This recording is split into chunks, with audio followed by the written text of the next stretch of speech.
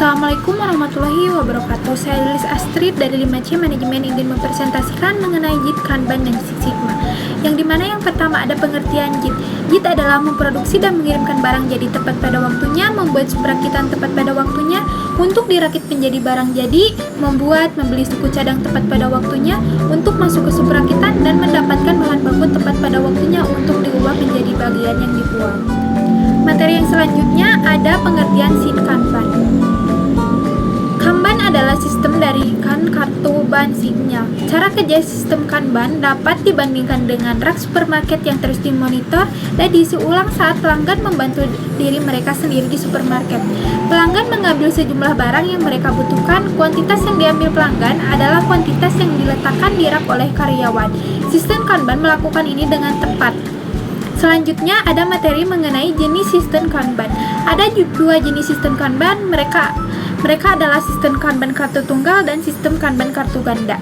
Dalam sistem Kanban kartu ganda, dua kartu digunakan, penarikan Kanban C,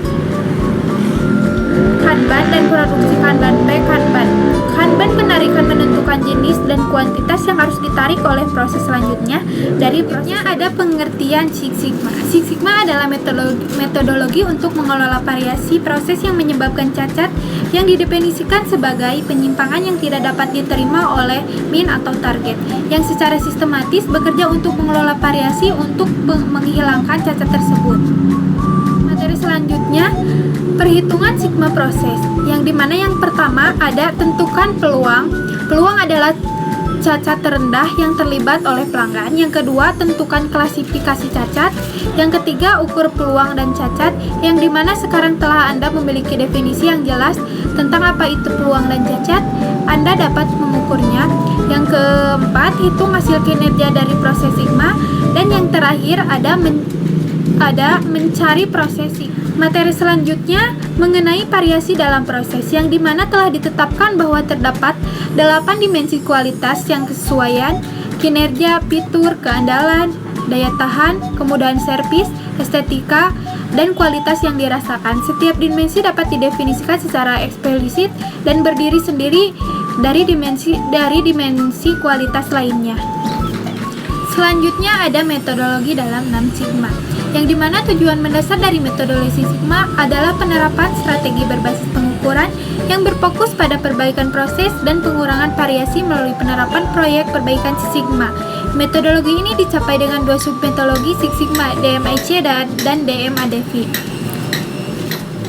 Dan materi yang terakhir ada menjadi organisasi berorientasi Six Sigma.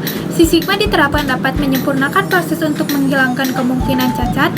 Konsepnya tidak terbatas pada lantai, tak dapat diterapkan secara efektif pada sektor manufaktur dan non-manufaktur. Untuk mencapai status Six Sigma, organisasi harus merancang, mengoperasikan, dan mengendalikan setiap proses dengan cara tidak ada proses yang menghasilkan lebih dari 3-4 cacat untuk setiap juta peluang. Yang dimana ada struktur organisasi di Six Sigma. Yang pertama ada pemimpin, yang kedua ada master black belt atau MBB, yang ketiga ada pemilik proses atau PO, yang keempat ada black belt atau BB, yang kelima ada green belt atau GB. Selain 8 materi yang di atas, ada juga kesimpulan yang di banyak eksekutif bisnis memiliki kesan yang salah satu bahwa JIT adalah cara untuk mengurangi persediaan.